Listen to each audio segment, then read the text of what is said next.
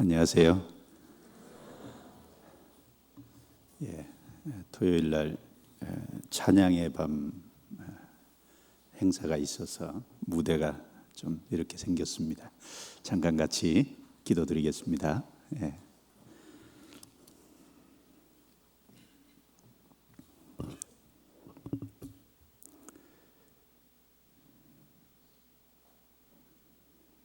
거룩하시고 은혜로우시고 자비로우신 우리 아버지 하나님, 우리의 영혼을 구원해 주신 것을 참으로 감사합니다. 이 세상 많은 사람 가운데서 저희를 먼저 불러주시고 하나님의 자녀로 삼아주신 것을 감사합니다. 또 필요한 은혜와 생명의 능력으로 항상 채워주심도 감사합니다. 세상에는 소망이 없지만 주님께 소망을 두고 생을 살 수 있도록 해 주신 것을 감사합니다. 주님 앞에 설 때까지 우리의 삶을 다스려 주시고 하나님의 뜻 가운데 행할 수 있도록 오직 진리 가운데 행함으로 자로나 우로나 치우치지 않도록 붙잡아 주시고 도와주옵소서. 오늘도 주님의 피로 구원받은 거룩한 성도들 주님의 말씀 앞에 나왔습니다. 필요한 것으로 채워주시고 그 말씀이 힘이 되게 하시고 위로가 되게 하시며 능력이 되게 해 주시옵소서. 이번 주간에 진행되는 모든 집회 가운데 함께해 주시고 참여한 모든 사람들이 구원을 받음으로 하나님께 영광이 되고 우리에게는 기쁨이 되게 도와주옵소서. 이 마지막 때 주의 말씀이 힘이 있어 세력을 얻어 흥왕할 수 있도록 도와주시옵소서.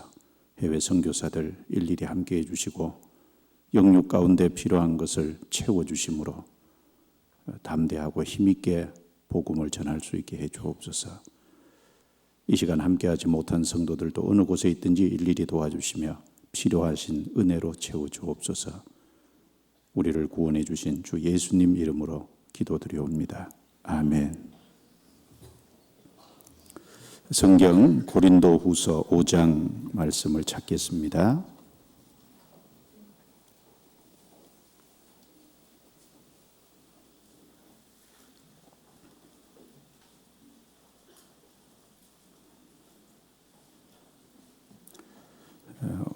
고린도후서 5장 17절 말씀부터 21절까지입니다. 제가 읽습니다. 그런즉 누구든지 그리스도 안에 있으면 새로운 피조물이라. 이전 것은 지나갔으니 보라 새 것이 되었도다. 모든 것이 하나님께로 났나니 저가 그리스도로 말미암아 우리를 자기와 화목하게 하시고 또 우리에게 화목하게 하는 직책을 주셨으니 이는 하나님께서 그리스도 안에 계시사 세상을 자기와 화목하게 하시며 저희의 죄를 저희에게 돌리지 아니하시고 화목하게 하는 말씀을 우리에게 부탁하셨느니라. 이러므로 우리가 그리스도를 대신하여 사신이 되어 하나님이 우리로 너희를 권면하시는 것 같이 그리스도를 대신하여 간구하노니 너희는 하나님과 화목하라. 하나님이 죄를 알지도 못하신 자로 우리를 대신하여 죄를 삼으신 것은 우리로 하여금 저희 안에서 하나님의 의가 되게 하려 하심이니라. 20절 한 구절은 다시 같이 읽겠습니다. 이러므로 우리가 그리스도를 대신하여 사신이 되어 하나님이 우리로 너희를 권면하시는 것 같이 그리스도를 대신하여 간구하노니 너희는 하나님과 화목하라.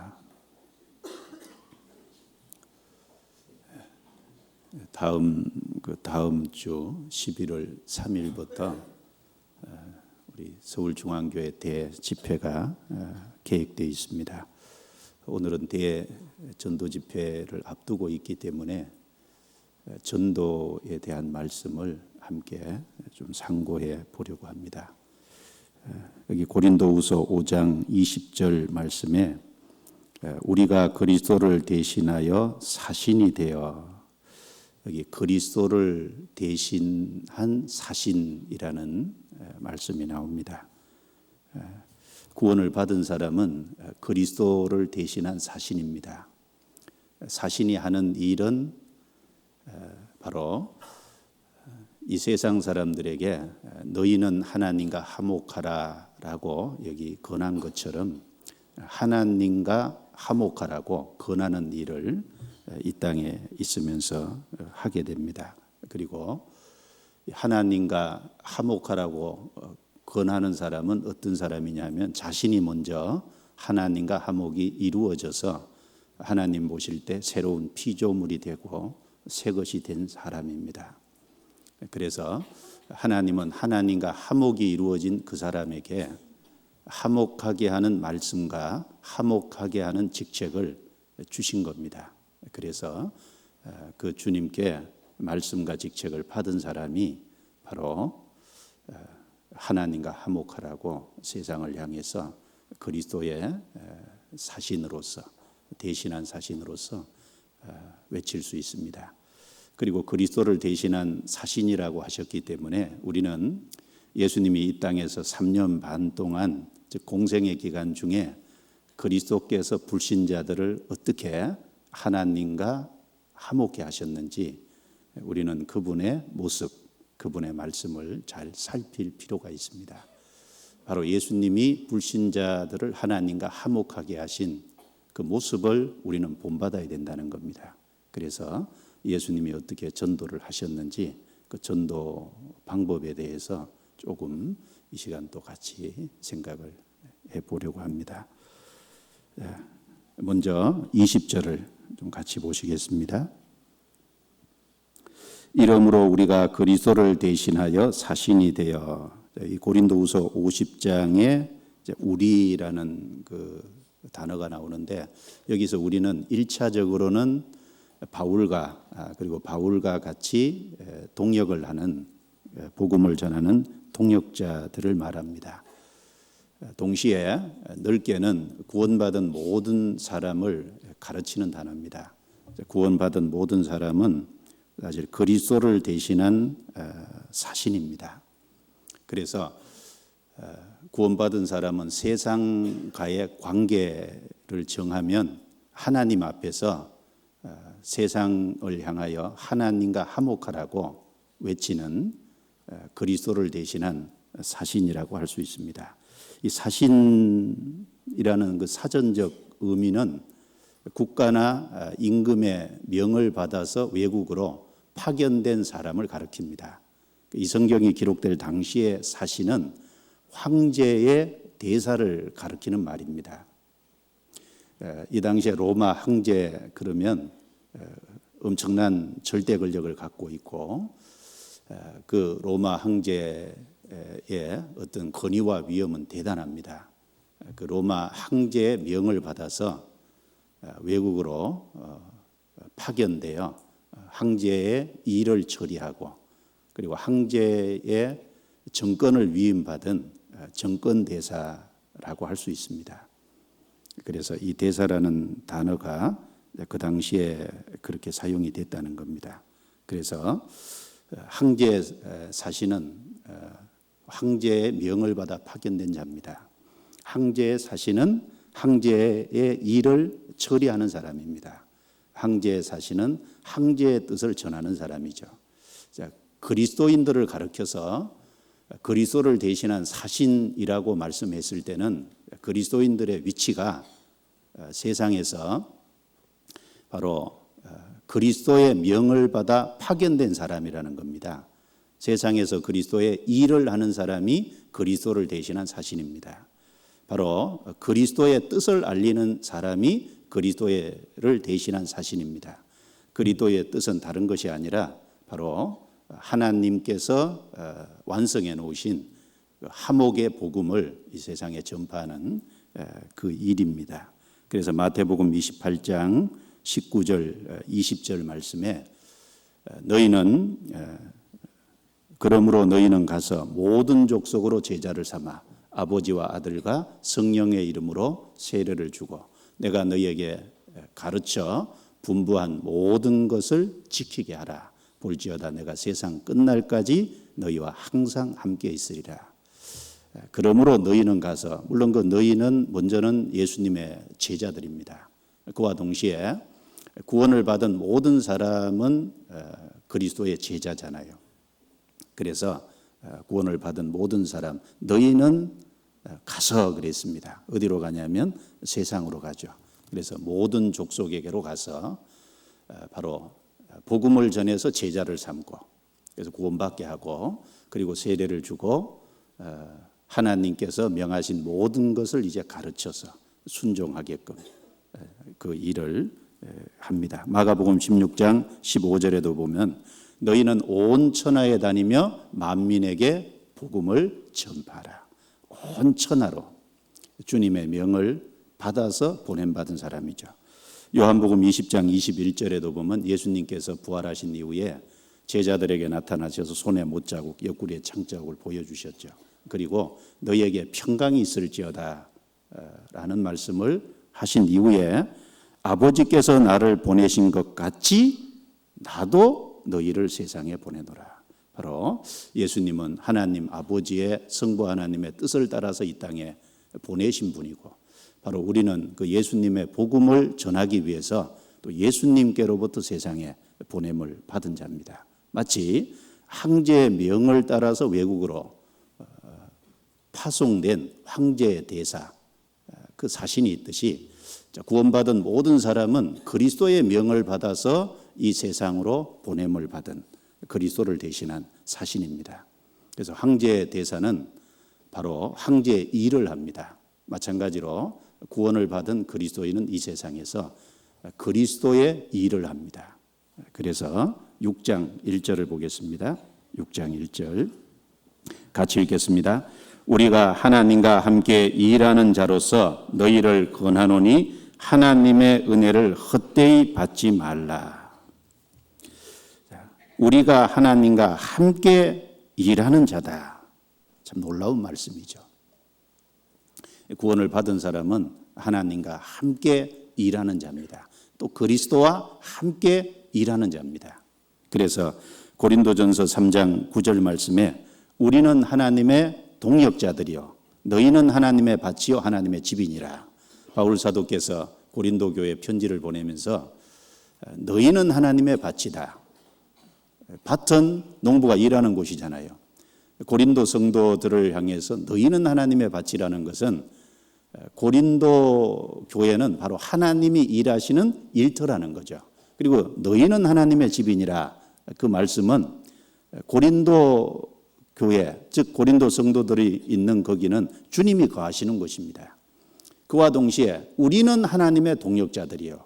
바로 하나님이 그 고린도 교회 안에서 일하시고 거하시고 그런 것처럼 바울 사도는 그 하나님과 함께 일하는 자였습니다. 동역자라는 단어는 사전적 의미로 같은 목적을 위해서 함께 수고하는 자라는 사전적 의미를 갖고 있잖아요. 하나님이 거기서 일하시는 것처럼 바울과 바울의 동역자들도 같이 거기에서 일하는 겁니다. 황제의 대사가 황제의 명을 받아 일을 하듯이 그리스도인은 그리스도를 대신한 사신으로서 이 땅에서 주님의 일을 합니다. 에베소서 6장을 찾겠습니다. 에베소서 6장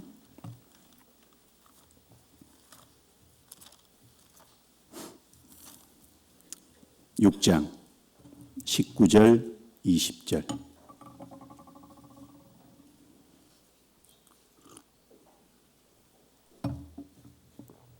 19절 20절 같이 읽겠습니다.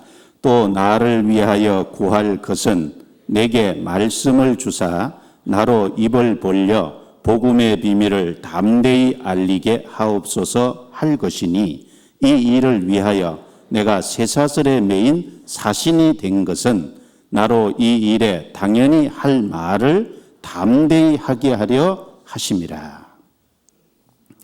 여기 에베소서 6장에서도 바울 사도는 자신을 사신이다 이렇게 소개를 하고 있습니다. 이 에베소서를 바울 사도가 기록할 때는 사도행전 28장에 로마의 셋집에서 2년 동안 거주하는 그 당시에 보낸 서신입니다. 로마의 셋집에 있을 때 여기 쇠사슬에 매인 사신이라고 했는데, 셋집이라는 것은 로마가 좀 자유롭게 그 허용은 나름대로 했지만 일정 공간 밖을 벗어날 수 없는, 그리고 제수와 반드시 제수를 지키는 군사와 경비병과 쇠사슬로 연결되어 있는 그런 상태였다고 합니다. 그래서 로마의 셋집에서 이제 그 거주지의 어떤 제한을 받고, 그리고 그 쇠사슬에 매여서 병사와 같이 그 있는 그 바울, 그 쇠사슬에 매인 사신이다. 자기는 사신이라는, 그리스도를 대신한 사신이죠. 그런데 그 하는 일은 19절에 보면 입을 벌려 복음의 비밀을 담대히 알리게 하옵소서. 나로 이 일에 당연히 할 말을 담대히 하게 하려 하심이니라. 바로 그 전하는 것은 하나님의 뜻, 바로 복음의 비밀, 다르게 말하면 하나님과 화목하라는 그 말씀을 전하는 겁니다. 자, 그리고 이 황제의 대사는 황제의 위엄과 권위를 가지잖아요. 그런 것처럼 구원을 받은 그리스도인은 그리스도를 대신한 사신으로서 그리스도의 위엄과 권위를 가지고 있습니다. 성경 그 마태복음 10장을 찾겠습니다. 마태복음 10장.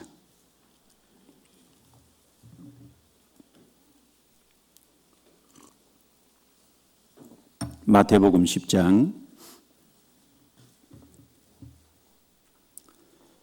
11절부터 14절입니다. 15절까지 제가 읽습니다. 아무 성이나 촌에 들어가든지 그 중에 합당한 자를 찾아내어 너희 떠나기까지 거기서 머물라. 또 그 집에 들어가면서 평안하기를 빌라. 그 집이 이에 합당하면 너희 빈 평안이 거기 임할 것이요 만일 합당치 아니하면 그 평안이 너희에게 돌아올 것이니라. 누구든지 너희를 영접도 아니하고 너희 말을 듣지도 아니하거든 그 집이나 성에서 나가 너희 발에 먼지를 떨어버리라. 내가 진실로 너희에게 이르노니 심판 날에 소돔과 고모라 땅이 그 성보다 견디기 쉬우리라. 자, 이 황제의 대사를 황제가 파견을 했는데 함부로 대한다면, 그 황제의 대사를 경멸히 여긴다면 그건 곧 황제를 경멸히 여기는 것이 됩니다. 그러나 황제의 대사를 아주 정중히 영접하고 최고의 대우를 한다면 그 황제를 그렇게 대접한다는 것이 됩니다. 즉 황제의 대사는 황제의 위엄과 권위를 갖고 있죠. 그 사무엘하 10장에 보면 다윗 시대에 다윗이 암몬의 왕이 죽음으로 인해서 자기의 신복들을 조문객으로 암몬 땅에 보냅니다. 그런데 이 암몬 왕의 아들, 그래서 죽은 아버지의 뒤를 이어서 왕이 된 그 아들이 다윗이 보낸 그 다윗의 신복들, 조문객들, 그러니까 일종의 사신이죠. 그 사신들을 어떻게 대우하냐면 수염의 반을 깎아버렸어요. 그리고 옷을 찢어서 중동 볼기까지 엉덩이가 다 보이도록 해서 돌려보냈어요. 다윗이 보낸 신복들을 그렇게 대접한다는 것, 곧 다윗을 그렇게 대접하는 겁니다. 그 결과가 어떻게 됐겠어요? 전쟁이죠. 그리고 그 전쟁으로 말미암아 암몬이 결국은 패하게 되잖아요. 그래서 이 황제의 대사를 어떻게, 왕이 보낸 대사를 어떻게 영접하느냐, 그거에 따라서 그 결과가 달라질 수 있잖아요. 구원을 받은 사람은 그리스도를 대신한 사신입니다. 그리스도를 대신한 사신으로서 그리스도의 권위와 위엄을 세상에서 갖는다는 거예요. 그래서 여기 보시면 예수님께서 제자들을 불러서 둘씩 짝지어서 전도하러 보냈습니다. 이것은 교회 시대에 사람을 불러서 구원하시고 일꾼으로 세워서 이 세상을 향해서 그리스도를 대신한 사신으로 전도하러 보내실 것의 하나의 축소판이지 않습니까? 보내시면서 전도의 지침을 쭉 주셨는데 그 내용 속에 성이나 촌에 들어가면 어느 집이든지 거할 곳을 찾으라 그랬어요. 그리고 그 집에 들어가면 그 집이 평안하기를 기도해 주라고 했습니다. 만약에 그 집이 그 기도를 받을 만하면은 그 집에 그 축복이 돌아갈 거고, 만일 그 집이 그 기도를 축복을 받을 자격이 없으면 그 축복은 기도해 준 그 사람에게로 돌아올 것이라고 했습니다. 자, 이 말씀은 놀라운 말씀 아닙니까? 이 그리스도를 대신한 사신으로서, 그 주님의 자녀로서 복음을 들고 어느 곳에 들어간다. 이건 그곳에 엄청난 축복입니다. 어떤 가정에 들어가면 그 가정에 복음이 들어갈 수 있잖아요. 어떤 한 나라에 들어가면 복음을 들고 그리스도를 대신한 사신으로 가면 그 나라에 복음의 축복이 들어갈 수 있습니다. 어떤 크리스찬이 한 직장에 들어가면 그 직장에 복음을 전할 수 있는 좋은 기회가 되잖아요. 그런데 만약에 그것을 받아들이면 축복이 됩니다. 복음을 들고 들어가는 사람을 나라든지 가정이든지 직장이든지 어느 곳이든지 그걸 받아들이면 그 복음이 전해지고 영원한 영생의 축복을 받지 않습니까? 그러나 그걸 받지 않으면 어떻게 되겠어요? 받지 않으면 14절에 영접도 아니하고 너희 말을 듣지도 아니하거든 그 집이나 성에서 나가 너희 발에 먼지를 떨어버리라. 내가 진실로 너에게 이르노니 심판날에 소돔과 고모라 땅이 그 성보다 견디기 쉬우리라. 그래서 그 안 받아들이면 결국 소돔과 고모라 땅이 그 성보다 견디기 쉬우리라. 그 말은 소돔과 고모라는 심판을 받았잖아요. 더 큰 심판 받을 거다 그 말입니다.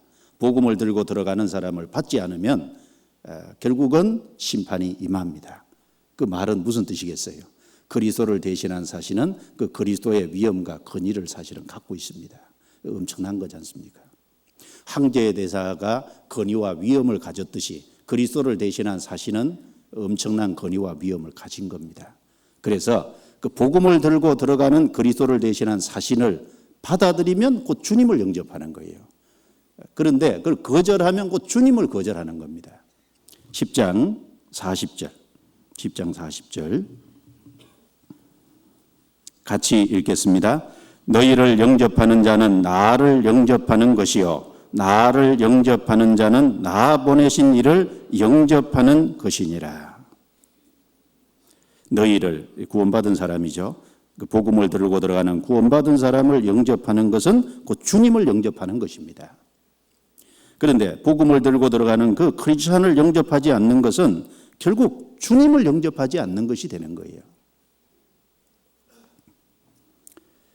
자, 우리도 삶 속에 먼저 그 사람이 복음을 받기 위해서는 누구를 받아들여야 돼요? 복음을 가지고 자기에게 접근해 오는 그 크리스찬을 먼저 가까이 해야만 그 사람의 전하는 복음을 받을 수 있어요. 그 복음을 가지고 오는 크리스찬을 멀리하고서는 그 복음을 받을 수가 없잖아요. 그래서 이 그리스도를 대신한 사신은 엄청난 어떤 그 위엄과 권위를 갖고 있고, 그리고 이것은 놀라운 특권입니다. 황제의 대사는 자기가 되고 싶다고 해서 황제의 대사가 되는 게 아니죠. 황제가 대사가 되는 것은 그 당시에 놀라운 직책이고 고귀한 직책입니다. 황제의 대사가 된다는 건 영광스러운 일이고, 그리고 그 사람에게 엄청난 축복이 되는 거예요. 지금도 마찬가지입니다. 우리가 그리스도를 대신한 사신이 됐는데 이건 크리스찬들만 가질 수 있는 특권이잖아요. 이것은 고귀한 것이고 정말 중요한 직책입니다. 그리고 우리가 그리스도를 대신한 사신이 되었다는 것은 영광스러운 것이고 놀라운 축복임에 틀림이 없습니다. 그런 엄청난 영광과 위엄과 특권이 있는 동시에 뭐가 있냐면 책임도 있는 거죠. 이 황제의 대사가 그 황제의 대사로서 명을 받고 보냄을 받았는데 게으르고 또 황제의 일에 무관심해서 그 황제가 보낸 그 일을 올바로 처리하지 못했다면 그 마땅히 거기에 대한 책임을 면할 수가 없습니다. 여기는 어떤 징책을 받겠죠. 하물며 그리스도를 대신해서 우리가 이 세상에 보냄을 받았는데 그리스도를 대신한 사신으로서 우리가 게으르고 무관심하고 그리고 우리가 그 일을 소홀히 해서 참으로 그리스도의 그 일을 올바로 행하지 못한다면 그거에 대해서 책망을 받을 수밖에 없을 겁니다. 말라기서 2장 7절을 보겠습니다. 말라기서 2장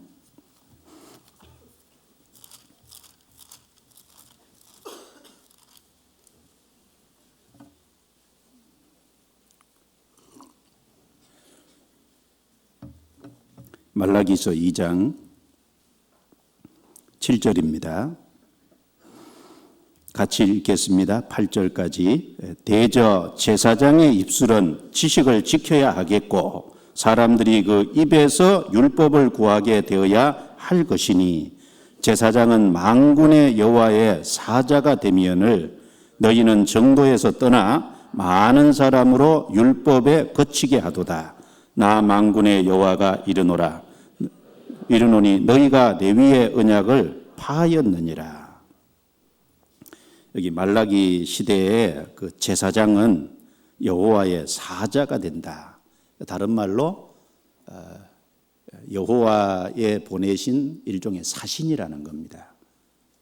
그런데 이 제사장은 이스라엘 민족에게 하나님을 바르게 알리고 하나님과 화목할 수 있도록 이스라엘 백성들을 잘 하나님께로 인도하는 일을 해야 합니다. 그런데 이 말라기 시대의 제사장은 하나님의 사자, 즉 하나님의 사신임에도 불구하고 어떻게 했습니까? 이 제사장들이 하나님을 멸시했지 않습니까? 말라기 1장에 보면은 그 아비가 자식의 아비를 공경하는 것처럼도 이 제사장들은 하나님을 공경하지 않았습니다. 그리고 주인이 어떤 종이 주인을 두려워하는 것만큼도 하지 않았어요. 그리고 더 나아가서는 총독에게 드려도 안 받을 것을 하나님께 드렸잖아요. 이 하나님께 드리는 제물은 흠이 없고 깨끗한 것으로만 드려야 됩니다. 그런데 얼룩진 거, 아롱질 거, 질병이 든 거, 사람에게 줘도 사람이 받지 못할, 총독도 받지 않을 그런 것을 하나님께 드렸다는 겁니다. 그리고 하나님이 주신 그 제사의 규례가 복잡하지만 그 복잡하게 해놓으신 것은 사람의 마음이 하나님께로 향하기 위해서, 예를 들면 복잡하지 않고 너무 단순하면 그 습성, 타성에 젖을 수 있잖아요. 그런데 뭔가 복잡하게 해놓으면 마음이 들어가야 되잖아요. 마음이 들어가게 하기 위해서 제사의 규례를 여러 가지로 복잡하게 해놓은 것이 있습니다. 그런데 그 제사의 규례가 복잡하다고 해서 이 얼마나 변폐스러운 거라고 그 하나님이 주신 그 제사의 규례를 아주 폄하하고 아주 쉽게 생각을 했습니다. 그래서 여기 책망하는 내용이죠. 대제사장의 입술은 지식을 지켜야 하겠고, 이 제사장의 입술은 하나님의 말씀이 거기에 있어야 되잖아요. 하나님의 뜻이 무엇인지를 알고 그 입은 하나님의 뜻을 알리는 도구로 사용이 돼야 됩니다. 그리고 사람들이 그 입에서 율법을 구하게 되어야 할 것이니 제사장의 입을 통해서 나오는 그 하나님의 말씀을 듣기를 참으로 구하고 요구하는 그런 것이 돼야 되는데, 오히려 너희는 정도에서 떠나 많은 사람으로 율법에 거치게 하도다. 그 하나님의 말씀에 오히려 거쳐 넘어지게끔. 이것은 충성되지 못한 사신의 모습입니다. 하나님의 사자가 됨에도 불구하고 충성되지 못한, 구원을 받은 사람은 하나님의 제사장입니다. 로마서 15장 16절 말씀에는 크리스찬들을 가리켜서 복음의 제사장 직무를 받았다, 그렇게 말했어요. 복음의 제사장 직무. 그러면 제사장은 제물을 드려야 되잖아요. 드릴 제물이 뭐냐 하면은 다른 사람의 영혼을 구원받게 해서 주님께 나아가게 하는, 그 구원받게 하는 그 사람이 제물이라 그랬어요. 우리는 복음의 제사장으로서 다른 사람의 영혼을 구원받는 데 도와서 하나님께 나아가는 그 제물로 바쳐야 됩니다. 그런데 그 책임을 소홀히 한다면 우리 마음에 하나님을 높여야 됨에도 불구하고 우리 마음에 하나님이 낮아진다거나, 그리고 마땅히 하나님의 뜻을 알고 그 하나님의 뜻을 전해야 됨에도 불구하고 그렇지 못한다면 마땅히 우리도 책망을 받아야 하겠죠. 그 아브라함의 종 엘리에셀은 참 사신으로서는 충성된 사람이라고 할 수 있지 않습니까? 성경 창세기 24장을 찾겠습니다. 창세기 24장.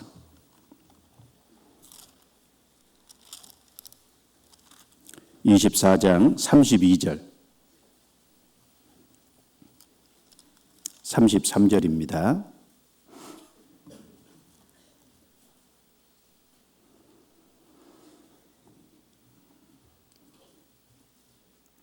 같이 읽습니다. 그 사람이 집으로 들어가매 라반이 약대의 짐을 부리고 집과 보리를 약대에게 주고 그 사람의 발과 그 종자의 발짓을 물을 주고 그 앞에 식물을 베푸니 그 사람이 가로되 내가 내 일을 진술하기 전에는 먹지 아니하겠나이다. 라반이 가로되 말하소서. 이 아브라함의 종 엘리에셀은 아브라함에게 중요한 일을 위임을 받았습니다. 바로 아브라함의 아들 이삭의 아내를 구하는데 이 가나안 땅에서 구하지 말고 저 하란까지 가서 바로 자기 고향까지 가서 거기서 이삭의 아내를 구하라는 아주 중요한 일을 부여받았습니다. 이 엘리에셀이 그 일을 부여받고 가는 중에 하나님이 순적해 만나게 해주셔서 우물가에서 리브가를 만나서 그 리브가의 집으로 안내됐어요. 그러니까 그 리브가의 아버지 라반이 삼촌 라반이 여기서 이야기하기를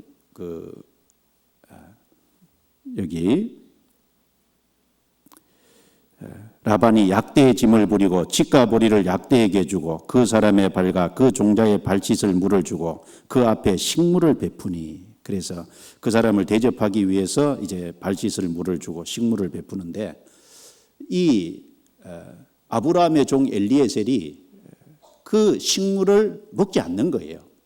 사람의 어떤 기본적인 욕구가 음식을 배고프면 먹는 거지 않습니까? 그리고 저 가나안 땅에서 멀리까지 여기까지 왔으니까 당연히 배가 고플 겁니다. 굶주렸을 겁니다. 앞에 음식이 차려져 있으면 먹고 싶어 하는 욕망이 있을 거예요. 그런데 이 엘리에셀은 내 일을 진술하기 전에는 먹지 아니하겠나이다. 여기 온 목적이 있다는 거거든요. 그 목적을 진술하기 전에는 자기가 먹는 음식도, 앞에 베풀어진 음식도 먹지 않겠다고. 그래서 아브라함의 종임을 가르치고 쭉 왜 왔는지 목적을 쭉 일러주는 그 내용이 있습니다. 자, 이게 충성된 종이죠.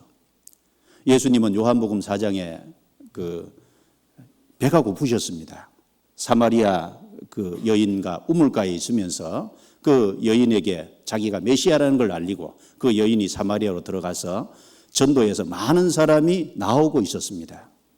제자들이 그 중간에 음식을 사러 갔다가 와서 그 음식을 예수님 앞에 놓으면서 잡수시라고 했어요. 그런데 예수님은 그 음식을 잡수시지 않았잖아요.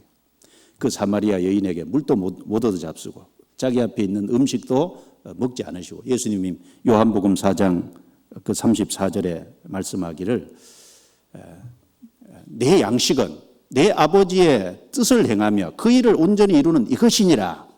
예수님도 그 육신의 양식보다는 그 하나님의 뜻을 행하는 그 앞으로 나오는 사람들을 전도하는 그 일을 더 소중히 생각하셨다는 겁니다.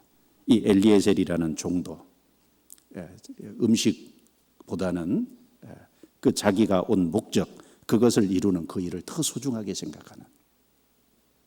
이 빌립보서 2장에 보면 에바브로 디도 나오지 않습니까? 그 에바브로 디도도 그리스도 예수의 일을 위하여 죽기에 이르러도 자기 생명을 돌아보지 않았다. 그 이유는 그 빌립보 성도들이 바울을 도우라고 보냈고 그 바울을 돕는 그 일을 위해서 죽기에 이르러도 그 복음을 전하는 그 일에 연합하는 그 일을 위해서 먼저 힘썼다는 겁니다. 육신의 생명이 위태로워도 먼저 주님의 일을 앞서 생각하는 충성된 사신이라고 할 수 있습니다. 마가복음 1장에 보면은 세례 요한은 하나님의 사자라 그랬습니다. 내가 내 사자를 내 앞에 보내니 저가 내 길을 예비하리라. 그 세례 요한은 충성된 사신이었습니다. 세례 요한은 요단강에서 사람들로 회개케 하기 위해서 세례를 줬습니다.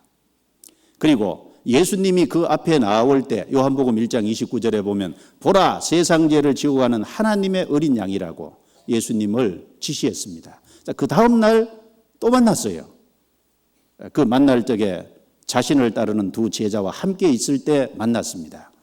요한복음 1장 35절에 보면은 보라 하나님의 어린 양이로다. 또 증거했어요. 그 다음 날 또 만났다면 아마 또 증거했을 거예요. 그 다음 날 만났다면 또 증거했을 겁니다. 자, 그때는 많은 사람이 있었던 것도 아닙니다.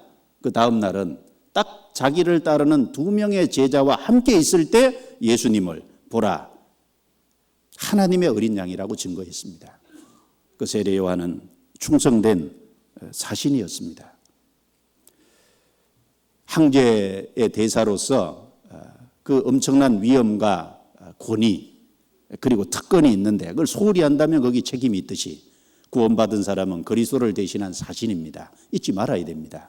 그걸 소홀히 한다면 그 하나님 앞에 우리는 마땅히 책임이 있을 겁니다.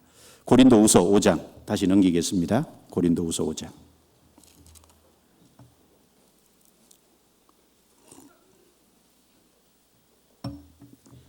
5장 20절입니다. 같이 읽겠습니다. 이러므로 우리가 그리스도를 대신하여 사신이 되어 하나님이 우리로 너희를 권면하시는 것 같이 그리스도를 대신하여 간구하노니 너희는 하나님과 화목하라. 그리스도를 대신한 사신으로서 하는 일이 뭐냐? 한마디로 말하면 하나님과 화목하라고 세상을 권하는 일이라는 겁니다. 이 세상 사람들이 가장 시급하고 중요한 문제가 무엇이겠습니까? 다른 모든 것보다도 하나님과 화목하는 일입니다. 하나님과 화목하는 일이 사람에게 가장 중요한 일이고 가장 우선적인 일이 되어야 하면은 틀림이 없는 겁니다. 그리고 5장 21절에 보시면 하나님이 죄를 알지도 못하신 자로 우리를 대신하여 죄를 삼으신 것은 우리로 하여금 저희 안에서 하나님의 의가 되게 하려 하심이니라. 하나님과 화목하라고 말씀하시면서 왜 이 말씀을 연결해서 해놓으셨을까요? 화목하는 방법이 이미 화목하는 일이 이미 이루어져 있다는 뜻입니다. 하나님께서 그리스도 예수에게 즉 죄를 알지도 못하신 죄 없으신 그분에게 죄를 대신 짊어지워서 우리를 대신해서 심판하셔서 우리 대신 죄값을 치르게 하셨다는 겁니다. 우리 죄를 다 없이 하셨다는 말입니다. 그리고 그것은 의로우신 하나님이 의로운 방법으로 해놓으셨기 때문에 아무 문제가 없다는 겁니다. 그렇기 때문에 하나님과 화목하라는 건 그 사실을 받아들이라는 말입니다. 너희는 하나님과 화목하라. 우리가 이 세상에 외쳐야 될 가장 중요한 메시지의 요점은 결국 하나님과의 화목입니다. 사람은 모든 문제보다도 가장 우선적으로 하나님과의 관계를 바르게 해야 됩니다. 하나님과 화목이 돼야 됩니다. 하나님과 화목이 돼야 된다는 건 다르게 말하면 하나님과 원수되어 있다는 뜻입니다. 인간은 죄로 인해서 하나님과 원수되어 있는 상태입니다. 그 원수되어 있는 그 상태에서 하나님과 사람을 화목시키기 위해서 그 원수된 자리에 예수님이 오셔서 십자가에 죽으심으로 대신 형벌을 받음으로 피를 흘림으로 우리 죄값을 다 해결해 놓으신 겁니다. 너희는 하나님과 화목하라. 왜 고린도 성도들에게 이 말을 했냐면 고린도 성도들 중에 아직 구원이 확실치 않은 사람들이 있습니다. 바울 사도가 생각했을 때는 이 고린도 성도들 중에 구원받았다고 하는 사람 중에 구원이 아닌 사람이 있을 거라는 걸 생각했을 겁니다. 고린도 전서에 보면은 이 고린도 교회 안에는 음행하는 사람들도 있었고 고린도 교회 안에는 이권 다툼 때문에 세상 법정으로 가는 사람도 있었고 고린도 교회 안에는 여러 가지 다툼이 있었습니다. 나는 바울에게다. 나는 베드로에게다. 나는 아볼로에게다. 나는 그리스도파다. 그래서 여러 평당도 있었습니다. 그리고 교회 안에 질서도 제대로 잘 세워지지 않았습니다. 많은 문제가 있었습니다.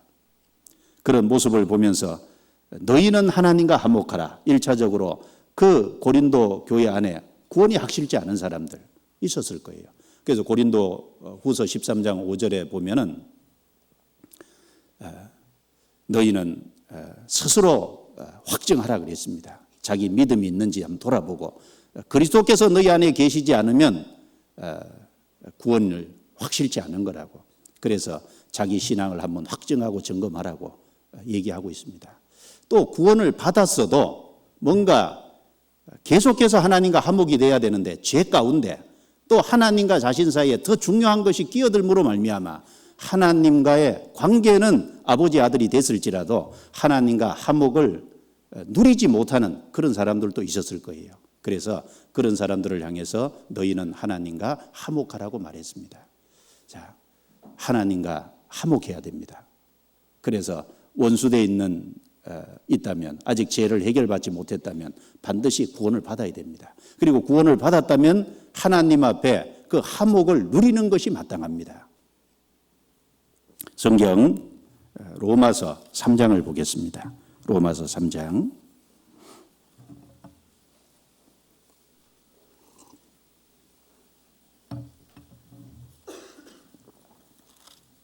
로마서 3장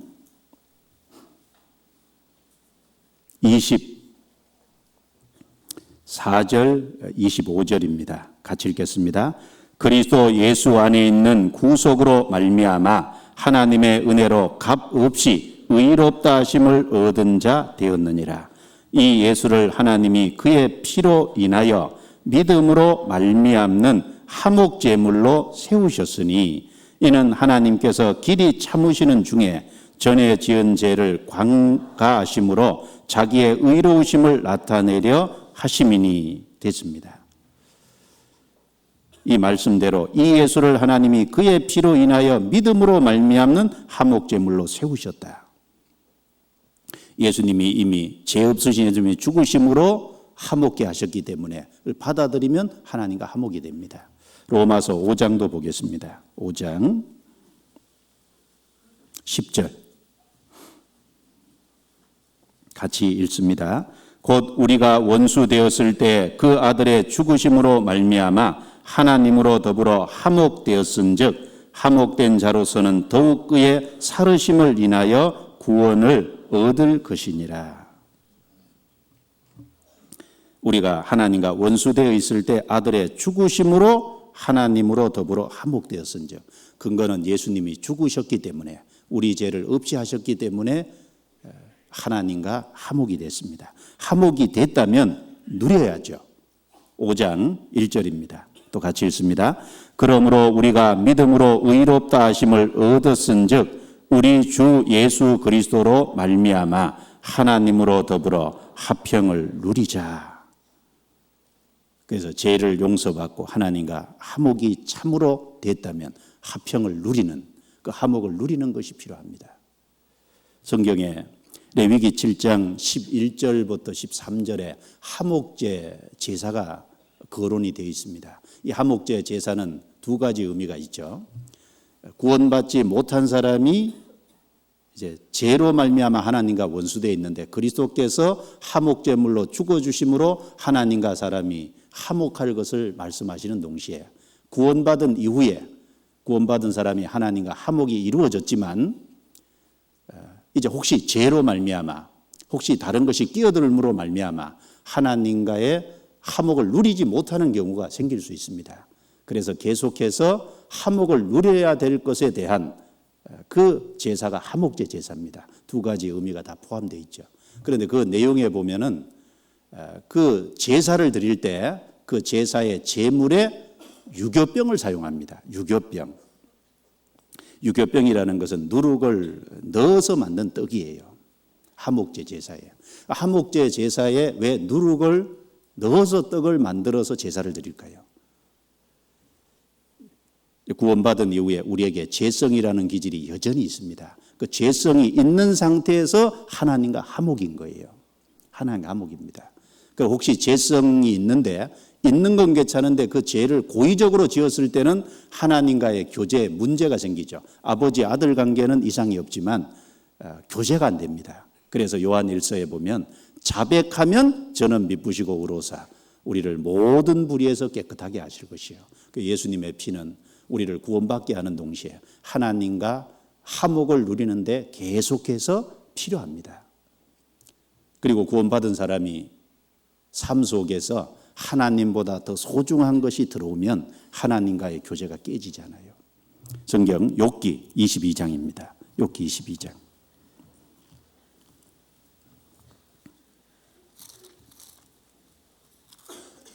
욥기 22장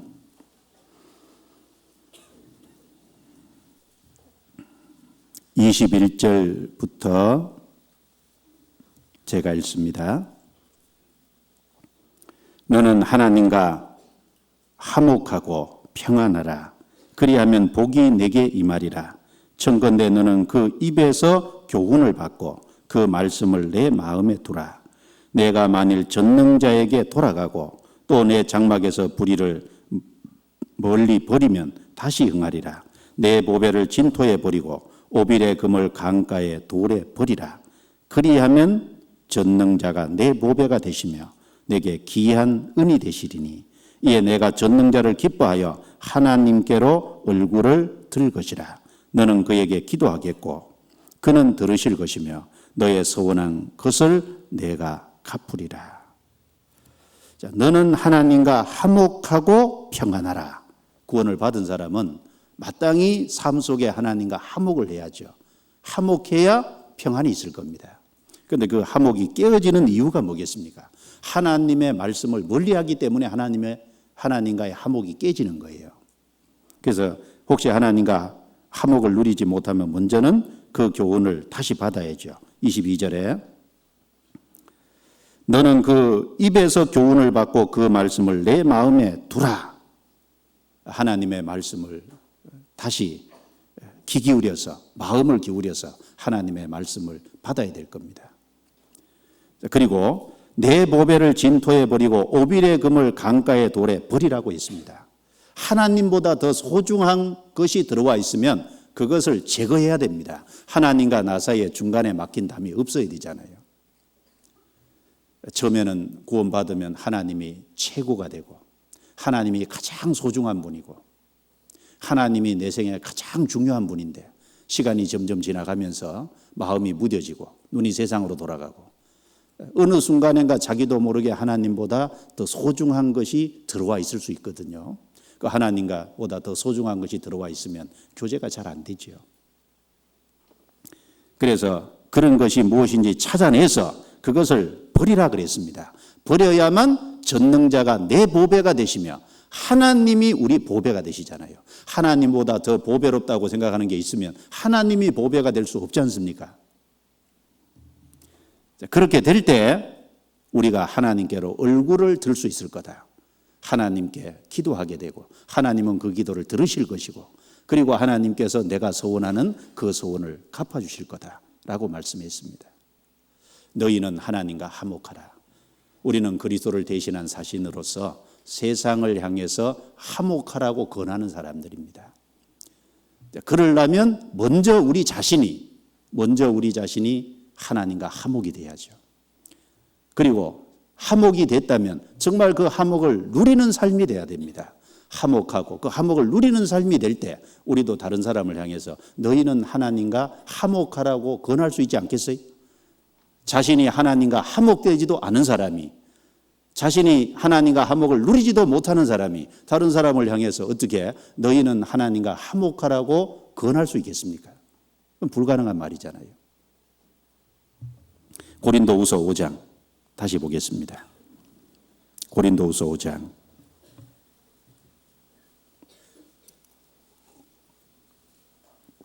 17절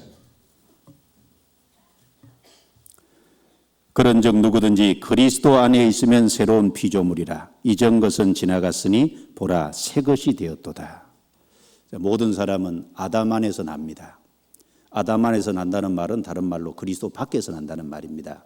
그런데 어느 날 성경을 배우는 가운데 하나님을 알고 예수님이 십자가에서 이루신 사실을 깨달을 때, 진리를 깨달을 때 그리스도 밖에 있던 사람이 그리스도 안으로 들어오죠. 누구든지 그리스도 안에 있으면 새로운 피조물이라. 이제 새로운 피조물이 되고 새 것이 됩니다. 18절에 모든 것이 하나님께로 났나니 저가 그리스도로 말미암아 우리를 자기와 화목하게 하신 것이고. 자, 그 확실하게 구원을 받아서 그리스도 안에 들어온 사람이 하나님과 화목해 된 사람입니다. 우리는 그리스도로 말미암아 하나님과 화목해 된 사람입니다. 그 화목해 된 사람에게 우리에게 화목하게 하는 직책을 주셨으니 화목하게 된 그 사람에게 화목하게 하는 직책을 주신 거예요. 물론 이 직책은 바울 사도에게는 사도라는 직책일 겁니다. 그러나 바울 사도뿐 아니라 다른 모든 사람에게도 그리스도인은 그리스도를 대신한 사신이라는 사실 직책이 주어져 있는 거예요. 전도서 1장에 보면 솔로몬은 이렇게 말했습니다.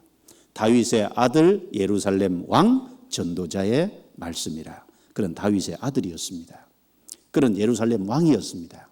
그러나 그런 다윗의 아들 예루살렘 왕이기 이전에 하나님 앞에서는 전도자였습니다. 우리도 마찬가지죠.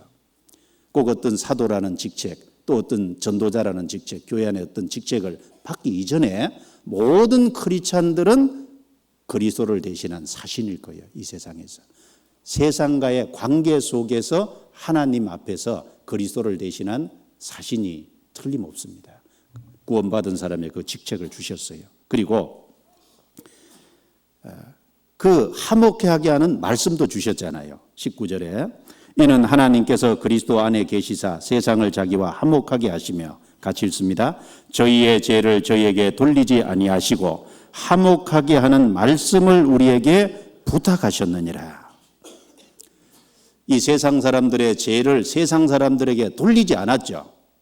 그들에게 돌리지 않고 누구에게 돌렸습니까? 그리스도의 십자가, 그리스도에게 그 죄를 짊어지어서 그 모든 죄를 해결해 주셨어요. 그것이 복음입니다. 구원받을 수 있는. 그 화목하게 하는 말씀을 주셨다는 말은 바로 그 복음의 말씀을 우리에게 주셨다는 말이 됩니다. 그래서 먼저 하나님과 화목이 이루어지고, 그래서 새로운 피조물 새 것이 된 사람, 그 사람에게 그리스도를 대신한 사신이라는 그 직책을 주시고, 그리고 그 전할 수 있는 복음의 말씀도 주셨잖아요. 그리고 구원받은 사람에게 하나님이 그 복음을 전할 수 있는 능력도 주시고 지혜도 주시고 구원받은 사람에게 그 복음을 전할 수 있도록 모든 것을 인도해 가십니다. 그리고 그리스도를 대신한 사신이라고 말씀했습니다.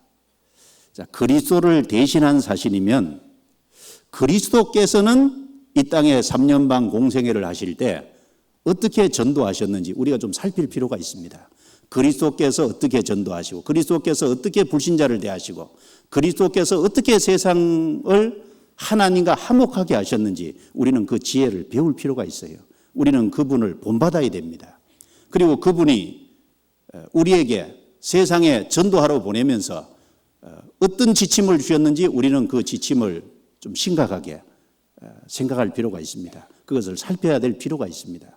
우리는 그리스도를 대신한 사신이기 때문에 그리스도에게 배워야 됩니다. 그리스도를 본받아야죠. 먼저 성경 고린도전서 2장을 찾겠습니다. 고린도전서 2장.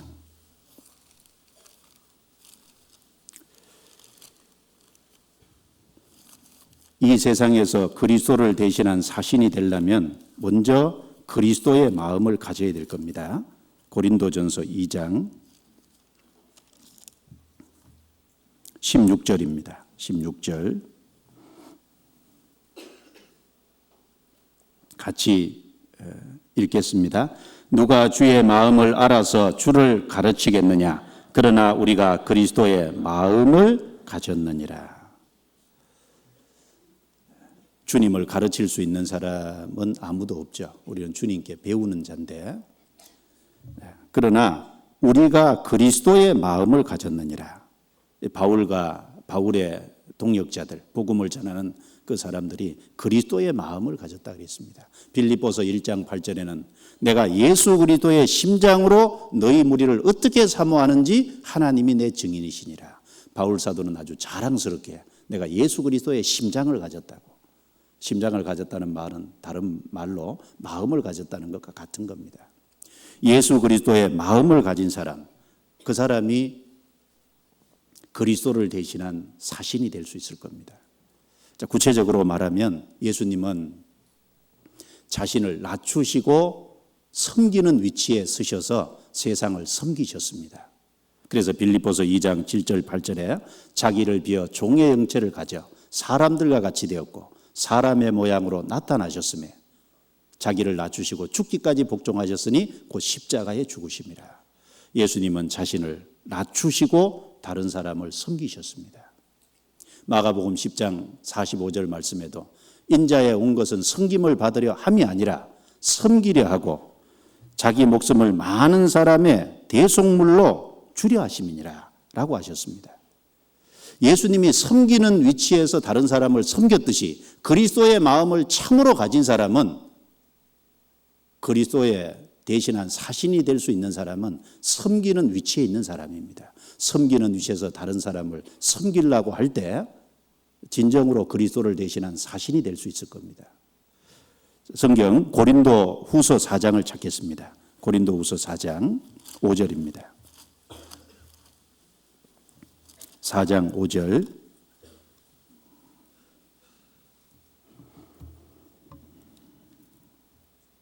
같이 읽겠습니다. 우리가 우리를 전파하는 것이 아니라 오직 그리스도 예수의 주 되신 것과 또 예수를 위하여 우리가 너희의 종된 것을 전파함이라. 자, 우리가 우리를 전파하는 것이 아니라, 그렇습니다. 우리는 우리를 전파하는 게 아니라 그리스도 예수를 전합니다. 그리스도 예수의 주 되신 것과 예수님이 우리의 구세주라는 것과 예수님을 구세주로 받아들이는 사람은 바로 예수님이 주가 되시는 거죠. 그리고 그 주님께 순종하는 삶을 삽니다. 자, 그리스도 예수의 주가 되셨다는 사실을 우리가 증거합니다. 그리고 또 하나는 예수를 위하여 우리가 너희의 종된 것을 전파함이라. 섬기는 위치라는 겁니다. 그리스도 예수께서 우리의 구세주고 주가 되셨다. 그걸 전하는 것은 쉬울 겁니다. 그런데 그 예수님 때문에 내가 너희의 종이 되었다. 섬기는 위치에 들어간다는 것은 어려울 거예요. 그것은 쉽게 되는 게 아닐 겁니다. 섬기는 위치에 있다는 것은 거기에 수고와 희생이라는 값이 지불되지 않으면 안 되거든요. 그 섬기는 위치에 서려면 그 고통이 따를 겁니다.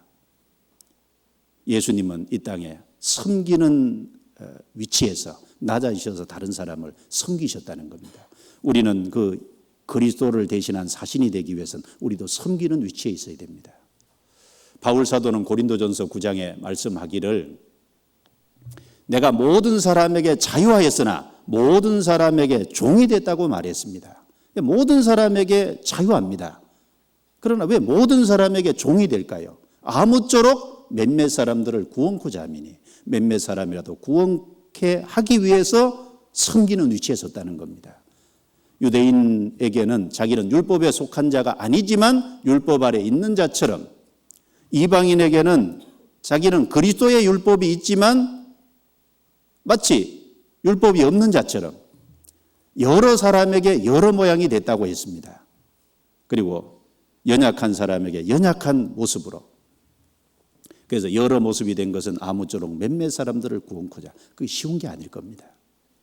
우리가 다른 사람의 필요를 알고 그 필요를 채워준다는 거, 자기를 낮춰서 다른 사람을 높이는 섬김의 위치에 선다는 거, 직장에서든지 가정에서든지 우리 주변의 사회에서든지, 자, 그런 섬기는 삶을 살 때 거기서 다른 사람을 주님 앞으로 인도할 수 있을 겁니다. 그리스도께서는 낮추시고 섬기는 위치에 섰습니다. 그리고 예수 그리스도께서는 이뤄진 영혼을 정말 불쌍히 보시고 민망히 여기시고 그들을 정말 사랑하는 마음을 가졌습니다. 그리스도를 대신한 사신인 우리는 이 세상에 이뤄진 영혼을 불쌍히 여겨야 될 겁니다. 민망히 봐야 될 겁니다. 그리고 사랑해야 될 겁니다. 성경 마태복음 9장입니다. 마태복음 9장.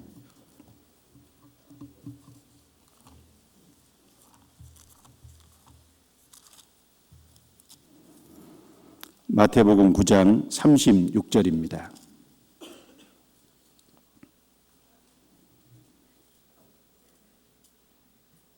35절 36절 같이 읽겠습니다. 예수께서 모든 성과 촌에 두루 다니사 저희 회당에서 가르치시며 천국 복음을 전파하시며 모든 병과 모든 약한 것을 고치시니라. 무리를 보시고 민망히 여기시니 이는 저희가 목자 없는 양과 같이 고생하며 유리함이라. 35절을 하신 동기는 36절입니다. 예수님께서 모든 성과 촌에 돌아다니시면서 천국 복음을 전파하시고 모든 약한 것과 모든 병을 고치신 동기가 뭡니까? 36절. 민망히 여기시고 목자 없는 양과 같이 사람들이 고생하며 유리하는 것을 안타깝게 보신 겁니다. 불쌍히 보신 겁니다. 그것이 하나의 전도, 부지런히 다니면서 전도하게 한 하나의 동인이죠. 사랑입니다. 예수님은 누가복음 19장에 예루살렘 성을 보시며 우셨습니다. 바로 그리스도를 배척함으로 말미암아 예루살렘 성이 파괴될 것을 미리 아시고 우신 겁니다. 예수님은 요한복음 11장에 죽은 지 나흘 된 나사로의 집에 갔을 때 많은 사람들이 예수님을 믿지 않았습니다. 예수님이 눈물을 흘리시더라. 왜 우셨겠어요? 그 나사로 죽은 것 때문에 운 게 아닙니다. 나사로는 잠시 후에 살리잖아요. 바로 그 사람들이 불신하는, 바로 하나님을 믿지 못하는, 인자를 누군지 알지 못하는 그들의 어떤 그 불신에서 그 모습을 보시면서 예수님은 눈물을 흘리셨다고 했습니다. 히브리서 5장에 보면은 예수님은 이 땅에 계실 때 통곡과 눈물로 하나님께 간구의 소원을 올리셨다. 그렇게 말씀하셨습니다. 이 세상에 계시면서 사람들을 불쌍히 여기신 겁니다. 윌리엄 맥도날드라는 전도자가 이런 말을 했는데 제가 읽어드릴게요. 내 구주께서 그러하셨듯이 무리를 바라보게 하소서. 내 눈이 눈물에 젖어 앞이 침침해질 때까지 그리하게 하소서.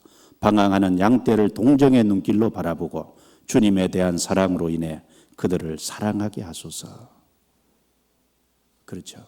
주님이 그 잃어진 영혼들, 목자 없는 양과 같이 그들을 민망히 보시고 불쌍히 보시고 사랑하시는 그 마음이 우리에게 있을 때 우리는 그리스도를 대신한 사신이 되어서 더 힘있게 살 수 있겠죠. 그리고 예수님은 부지런하고 충성되게 그 전도하셨습니다. 마가복음 그 1장에 보면요. 예수님은 해당에, 가버나움 해당에 들어가셨어요. 그리고 가르치셨습니다. 그런데 귀신 들린 자가 소란을 피웠는데 그 고쳐주셨어요. 그리고 그 고치신 이후에 베드로의 장모의 그 집에 들어가셔서 장모의 열병을 고쳐주셨습니다. 그것이 그 동네에 쫙 퍼져서 해가 저물 때, 늦을 때 많은 병자들을 데리고 왔어요. 가버나움에서. 예수님은 그 가버나움에 자기 앞에 나오는 병자들을 늦은 시간까지 고치셨습니다. 그리고 아주 늦게 주무셨겠죠. 그런데 그 다음에 보면 새벽 오히려 미명에 일어나서 한적한 곳에 가서 또 기도하셨습니다. 사람들이 아침부터 예수님을 찾아왔습니다. 제자들이 예수님이 없으니까 찾다가 한적한 곳에 계신 곳을 봤습니다. 사람들이 예수님을 찾습니다. 예수님께서 다른 가까운 마을들로 가자. 우리가 거기서도 전도하리니 그러면서 계속 부지런하게 다니셨다고 했습니다. 예수님은 부지런하고 충성된 전도를 하셨습니다. 왜냐하면은 그 무리를 불쌍히 여기셨기 때문에 그렇습니다. 그러면 우리가 그 주님의 마음을 가지려면 섬기는 마음, 그리고 불쌍하고 민망하고 그 사랑하는 마음을 가지려면 우리가 어떻게 해야 될까요? 하나님을 가까이 해야 될 겁니다. 여호와의 회의에 참여해야 되겠지요. 성경 예레미야 23장을 보겠습니다. 예레미야 23장.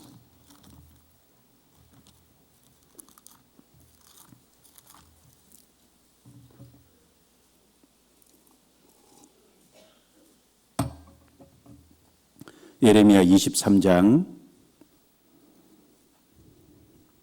18절입니다. 18절 같이 읽겠습니다. 누가 여호와의 회의에 참여하여 그 말을 알아들었으며 누가 귀를 기울여 그 말을 들었느뇨.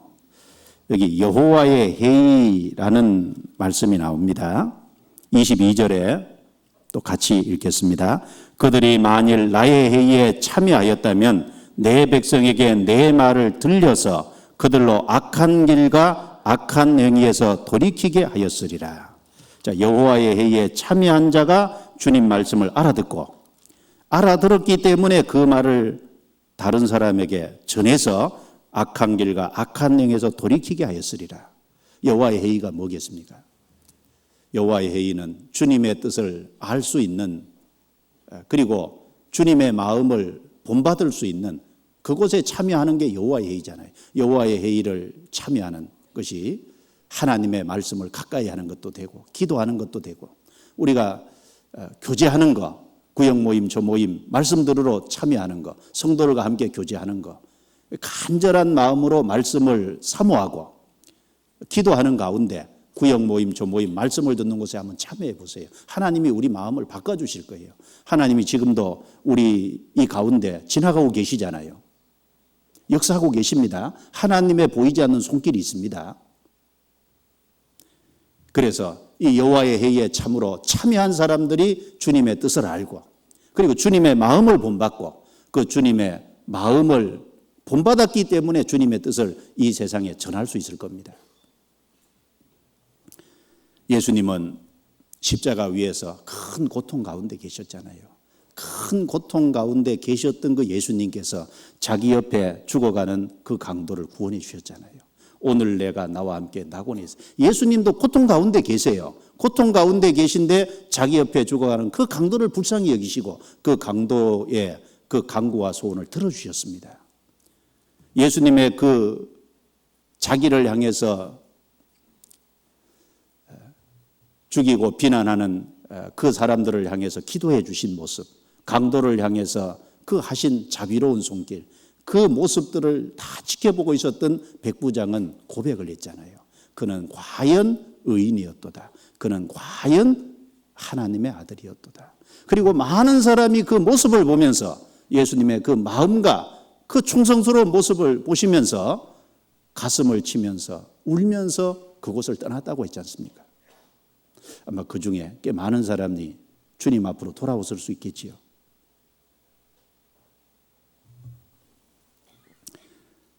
그래서 우리가 그리스도의 마음을 가졌느니라. 그리스도의 마음을 가진 사람이 그리스도를 대신한 사신이 될 수 있을 겁니다. 그리고 마태복음 10장을 또 보겠습니다. 마태복음 10장.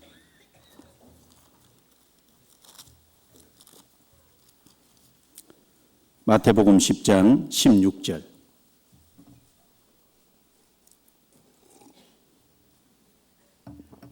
(10장 16절) 같이 읽겠습니다.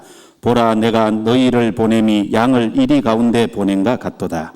그러므로 너희는 뱀같이 지혜롭고 비둘기같이 순결하라.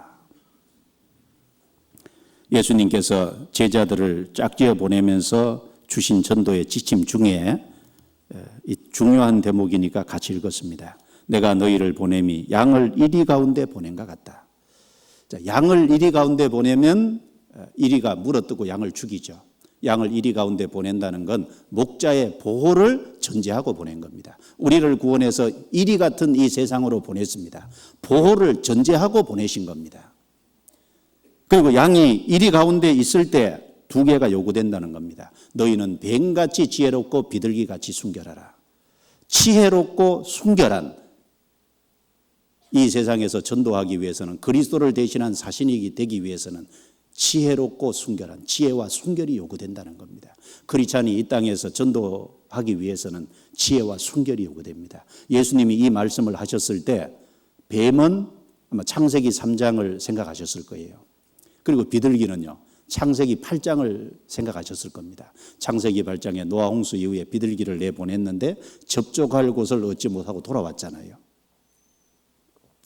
뱀이 이와를 미혹해 한 것처럼 아주 그 간교하게. 그러나 우리는 사람을 건지기 위해서, 넘어뜨리기 위해서가 아니라 세우기 위해서 지혜로워야죠. 그리고 또 하나, 우리가 참으로 정직하고 세상과 구별을 해야 될 겁니다. 비둘기가 접촉할 곳을 찾지 못하고 다시 방주로 돌아왔듯이 크리스찬들은 이 세상과 철저하게 구별돼서 이 세상에 물들지 않아야만 우리가 그리스도를 대신한 사신이 될 수 있다는 겁니다. 이 중에서 지혜. 자, 예수님은 여기 지혜가 필요하다 그랬습니다. 뱀같이 지혜로우라. 예수님은 어떤 전도를 하셨을까요? 몇 가지 좀 생각해 볼 수 있습니다. 예수님은 첫 번째, 구도자의 수준에 맞는 전도를 하셨습니다. 구도자가 어떤 수준에 있는지를 정확하게 아시고 그 구도자의 수준에 맞는 전교를 하셨다는 겁니다. 예, 우리가 복음을 전하는 그 복음의 내용은 아무리 역사가 오래되고 시간이 질러도 변화될 수가 없습니다. 그 내용은 변치 않습니다. 그러나 시대와 환경과 그 불신자의 마음에 따라서 전도하는 어떤 방법은 다를 수 있을 거예요. 옛날에는 창조에 대해서 뭐 과학적인 내용 가지고 전도할 수 없었겠죠. 과학이 발전 안 됐으니까요. 우리 시대는 아무래도 과학이 발전되다 보니까 과학에 발전된 지식을 가지고 사람들에게 창조에 대한 걸 더 설득력 있게 말할 수 있을 거예요. 시대가 바뀌었으니까. 시대와 환경과 어떤 불신자의 마음에 따라서 그 접근하는 방식이 다를 겁니다. 그래서 고린도전서 9장에 바울 사도가 유대인에게는 유대인답게, 이방인에게는 이방인답게, 약한 자에게는 약한 자에게, 여러 사람에게 여러 모양, 이게 다양성을 가진다는 거잖아요. 그래서 우리가 우리 주변에 있는 많은 불신자들을 전도할 때 그들의 상황, 그들의 상태에 따라서 다양하게 전도할 수, 접촉하는 것이 필요할 겁니다. 구도자의 수준에 맞는 전도. 예를 들어보면 니고데모와 사마리아 여인은 다르죠. 여러 부분에서 다릅니다. 니고데모는 남자고 사마리아 여자는 여자니까 여자고요. 예. 그리고 니고데모는 바리새인이면서 존경받는 간원이지 않습니까? 그런데 이 사마리아 여인은 사람들에게 멸시를 받는 사람인 거예요. 그리고 이 니고데모는 유대인입니다. 사마리아 여자는 사마리아 여자니까 사마리아인이고. 예. 그리고 이 니고데모는 율법을 잘 알고 있는 사람입니다. 바리새인이니까 율법에 정통하잖아요. 그런데 이 사마리아 여인은 다를 거예요. 도덕적으로도 다르죠. 이 니고데모는 율법을 아주 지키려고 도덕적으로 외형적으로 아주 훌륭한 사람이었을 겁니다. 그런데 이 여자는 남편 여섯 번째 남편하고 살아요. 도덕적으로 완전히 다릅니다. 그런데 이 두 사람에게 예수님이 접근하는 것이 다르잖아요. 니고데모에게는 얘기하시기를 사람이 거듭나지 아니하면 하나님 나라를 볼 수 없느니라. 직접적으로 거듭나는 문제를 처음부터 거론하셨습니다. 그런데 사마리아 여자에게는 그렇게 안 하셨죠. 사마리아 여자에게는 물 좀 달라고 했어요. 그 물기르러 왔거든요. 그 피로 물 좀 달라고부터 시작했어요. 거절했죠. 예수님이 그 다음에 또 다른 말씀으로 차츰 깊이 들어가셨습니다. 자, 그리고 이제 바울의 설교를 보면 예를 중에서 사도행전 13장에 보면 비시디아 안디옥에서 유대인 회당에서 전도하는 내용하고요. 사도행전 17장에 아덴에서 전도한 내용하고 설교 내용이 달라요. 물론 핵심은 끝에 가면 그리스도를 증거합니다. 사도행전 13장에 비시디아 안디옥에서는 유대인 회당이고 유대인들은 구약성경을 익숙히 알아요. 그리고 그들의 조상의 역사를 알아요. 그러니까 아브라함부터 쭉 그들 조상의 역사 속에 하나님이 어떻게 역사했고 그리스도를 어떻게 약속했고 그래서 그리스도를 증거합니다. 그런데 사도행전 17장에 아덴에서는 그들은 이스라엘 역사를 모르잖아요. 그러니까 그때는 예수님께서 아덴 사람들아 너희를 보니 범사에 종교성이 많도다. 그들의 종교성을 많다는 걸 지적하면서 그런 것은 다 헛되고 우주와 그 가운데 만유를 지으신 신 천지를 창조하신 창조주부터 소개하죠. 그들은 창조주 자체부터도 모르니까. 그리고 나중에 끝에 가서는 역시 사도행전 17장 31절에 보면 이제는 어디든지 명하여 회개하라 하셨으니 이는 정하신 사람으로 하여금 천하를 공의로 심판할 날을 작정하시고 이에 저를 죽은 자 가운데서 살리신 것으로 모든 사람에게 믿을 만한 증거를 주셨음이니라. 예수님의 죽음과 부활, 예수님을 핵심적으로 끝에 가서는 전합니다. 그런데 전개 방식은 좀 다르죠. 왜냐하면 그들의 청중의 상태가 다르다는 거예요. 율법을 구약 성경을 잘 알고 있는 유대인들, 그러나 구약 성경을 전혀 모르고 있는 이방인들, 다를 수밖에 없죠. 그리고 또 한 가지 예를 들면 마태, 마가, 누가복음을 공간복음이라고 합니다.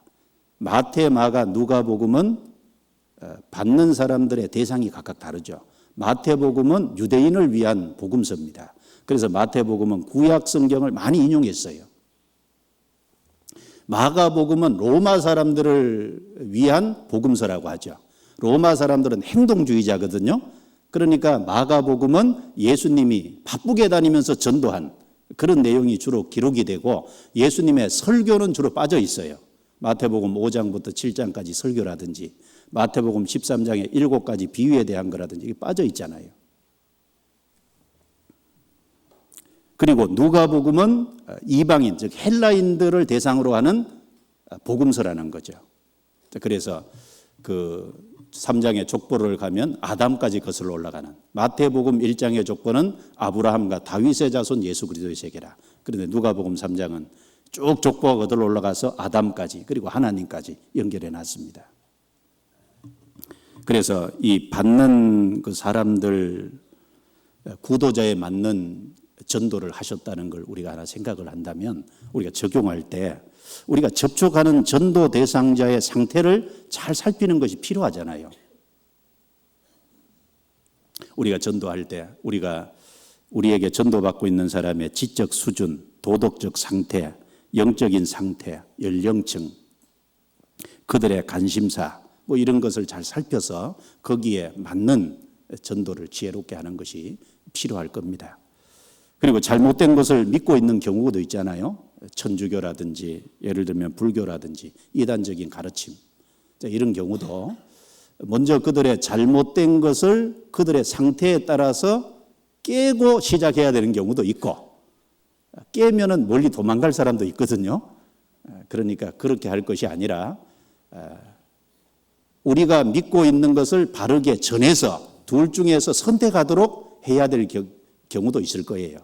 그래서 어떤 그런 구도자에 맞는 전도를 예수님이 하셨다는 걸 생각하면 우리도 좀 지혜로운 것이 필요하리라고 생각합니다. 그리고 두 번째, 시작은 구도자의 관심사로 시작하셨지만 끝은 반드시 복음을 전하는 것으로 끝을 맺으셨다는 겁니다. 우리도 전도할 때 그래요. 반드시 전도하기 위해서 사귀었으면 전도하고 끝내야죠. 어떤 사람은 전도하려고 접촉했는데 끝에 가서는 전도 못하고 육신적인 얘기만 자꾸 하다가 결국은 딸려가서 그러면 안 되지요.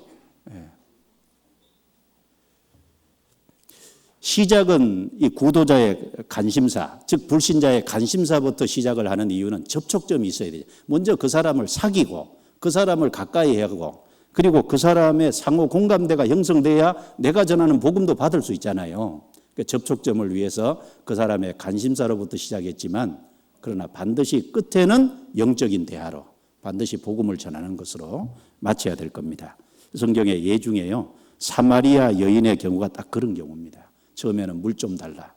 거절당했습니다. 예수님이 말씀하시기를 너에게 물 좀 달라는 네가 누구이며 누구인 줄 알았다면 너는 그에게 구하였을 것이요 그는 네게 생수를 주었으리라. 물에서 이제는 생수로 나아갔잖아요. 그 다음에 이 생수를 내게 이제 달라고 하니까 야곱은 우리 조상 야곱은 저 깊은 곳에서 물을 냈는데 당신이 야곱보다 크니까 그러니까 예수님은 그 다음에 영생수 말씀을 하셨잖아요.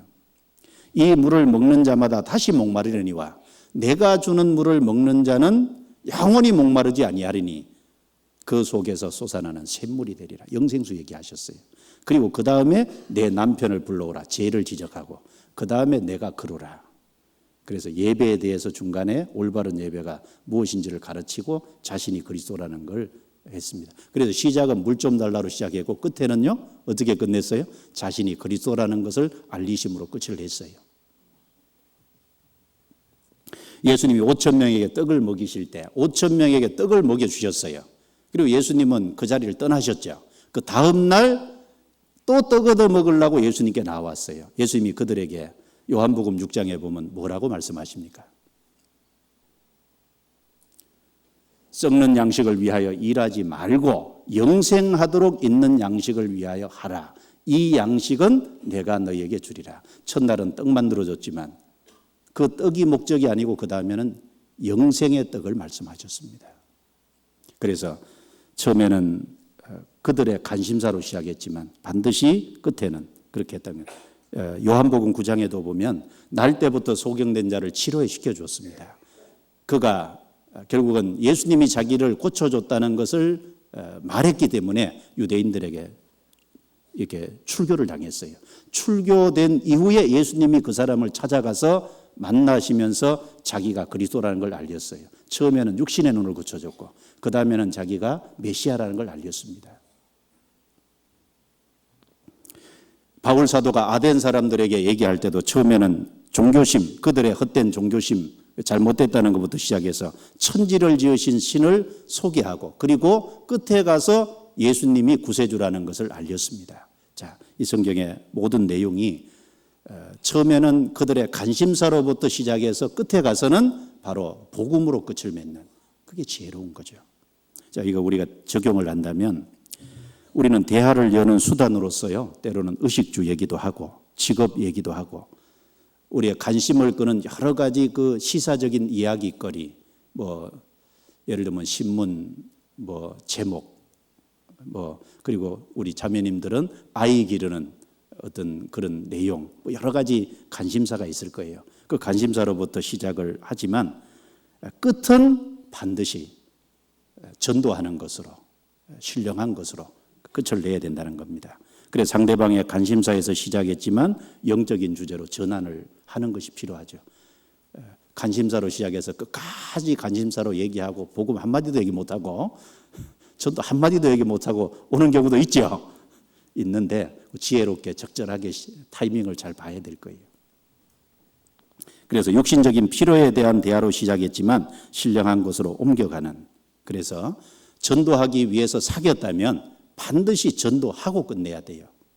전도하기 위해서 사귀어놓고 다르게 육신적인 관계만 계속 유지하고 실제로 전도는 못하다든지, 전도하기 위해서 사귀었는데 전도하는 말 한마디 못하고 관계가 끊어진다든지, 그럼 좀 아쉽잖아요.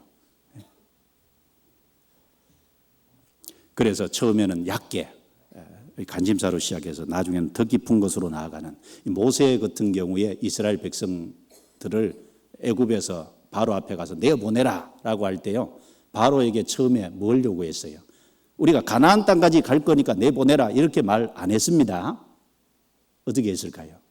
출애굽기 한번 넘겨볼까요? 출애굽기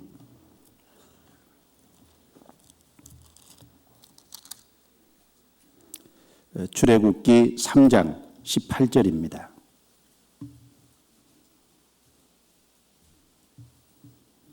출애굽기 3장 18절 같이 읽겠습니다. 그들이 내 말을 들으리니 너는 그들의 장로들과 함께 애굽 왕에게 이르기를 히브리 사람의 하나님 여호와께서 우리에게 임하셨은즉 우리가 우리 하나님 여호와께 희생을 드리려 하노니 사흘길쯤 광야로 가기를 허락하소서. 자, 가나안 땅까지 가겠습니다 이렇게 말한 게 아니고 사흘길쯤 광야로 가기를 허락하소서. 이건 바로의 마음을 떠본 거죠. 사흘길을 가는 것을 허락 안 한다면 가나안 땅까지 가는 걸 허락하겠어요? 그래서 이 시작은 구도자의 관심사로 시작했지만 반드시 끝은 영적인 대화로 전환하고, 그 복음을 전하기 위해서 만났다면 복음을 전하는 것으로 마무리하는, 이것이 하나님이 우리에게 바라시는 거고 지혜로운 거라고 여겨집니다. 세 번째는 예수님은 질서 있는 전도를 하셨다는 겁니다. 하나님은 질서의 하나님이죠. 그래서 고린도전서 14장 33절에요.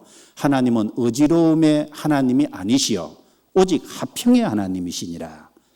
자, 어지러움의 반대는 질서예요. 어지러움이 있으면 평화가 없잖아요. 그런데 질서가 잡히면 평화가 있어요. 우리 마음속에 질서가 잡히면 딱 평화가 있잖아요. 집도 이렇게 질서가 반듯하게 잡혀 있으면 마음이 편하죠. 근데 집에 들어갔는데 막 어수선하게 흐트러져 있으면 뭔가 평안이 없잖아요. 자, 질서 있는 전도라는 것이 어떤 걸까요? 순서를 잘 생각해서 이제 첫째 날부터 6일째까지 하나님은 창조의 순서가 있잖아요. 첫째 날이 있어야 둘째 날이 있고 둘째 날이 있어야 셋째 날이 있다고요. 그 앞에 날짜가 있어야 6일째 사람을 창조하는 것이 있잖아요. 그게 꼭 필요한 순서예요. 우리가 전도하기 위해서 꼭 필요한 순서가 있잖아요. 먼저는 하나님께 참으로 회개한 사람에게 복음을 전하는 겁니다. 회개하지도 않는 사람에게 복음을 던져주는 것은 그건 지혜 없는 전도예요. 성경에 사도행전 20장 찾아보겠습니다. 사도행전 20장.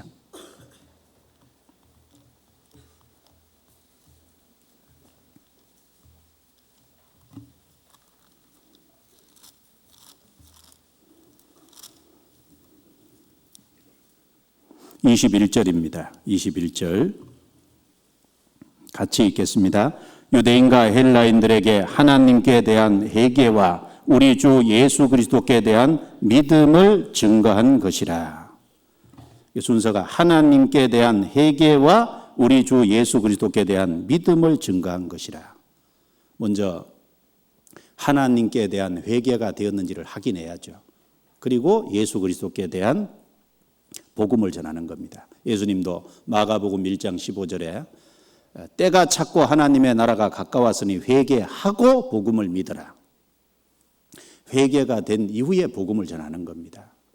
회개가 되지 않은 사람에게 복음을 제시하면 그걸 아주 짓밟아 버릴 거예요. 그래서 거룩한 것을 개에게 던지지 말라고 했습니다. 우리에게 정말 소중한 건 그리스도의 복음이잖아요.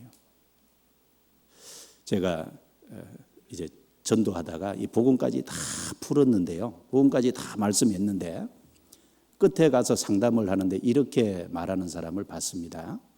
황당하네요. 이렇게 결론을 내리는 게 황당하다는 거예요.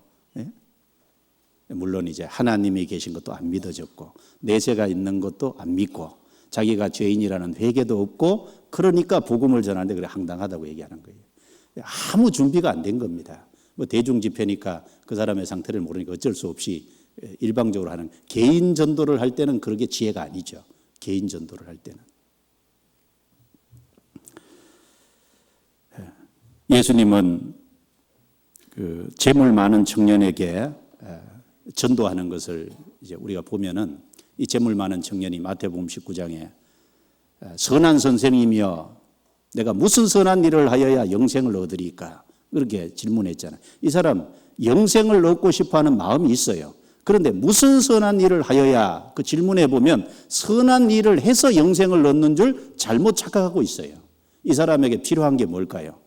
먼저 자기가 선한 일을 할 수 없다는 사실을 알려주고 그 사람을 회개케 해야 돼요. 그래야만 그 다음에 복음을 전하는 겁니다. 예수님이 그 사람에게 뭐라고 하셨을까요? 계명들을 지키라 이렇게 말씀하셨잖아요.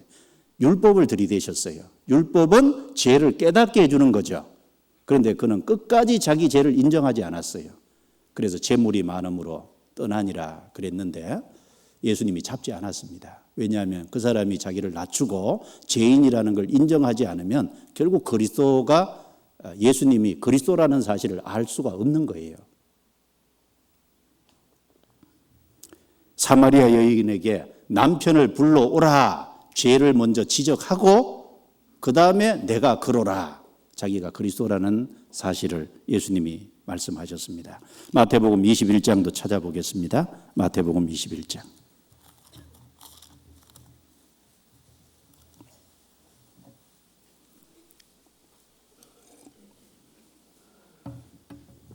(21장) 23절부터 보겠습니다. 제가 읽겠습니다. 예수께서 성전에 들어가 가르치실새 대제사장들과 백성의 장로들이 나와 가로되 내가 무슨 건세로 이런 일을 하느냐 또 누가 이 건세를 주었느냐 예수께서 대답하시되 나도 한 말을 너희에게 물으리니 너희가 대답하면 나도 무슨 건세로 이런 일을 하는지 이르리라.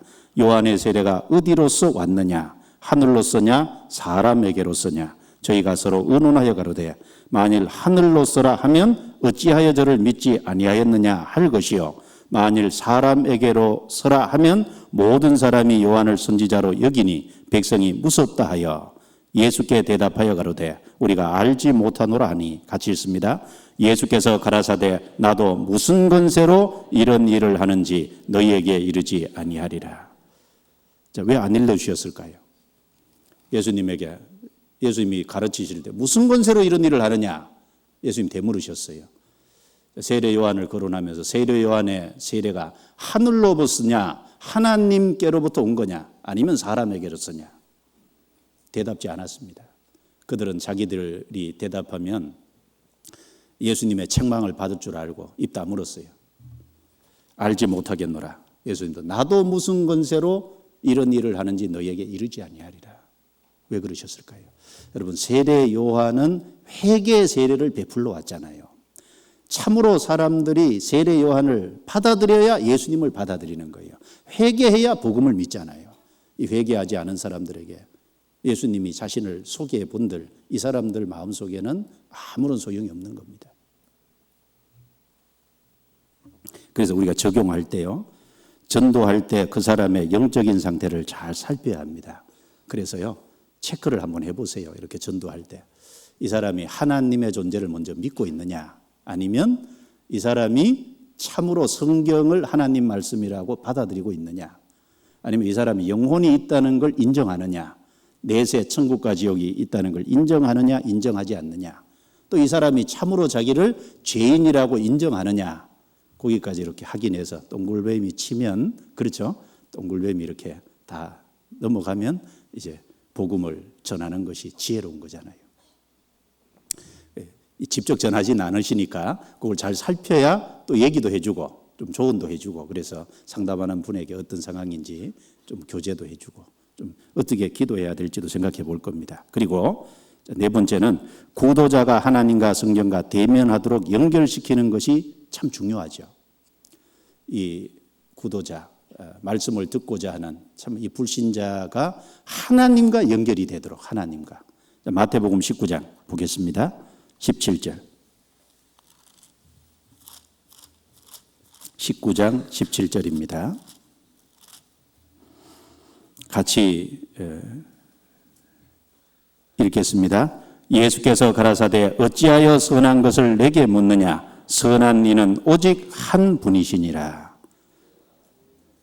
내가 생명에 들어가려면 계명들을 지키라.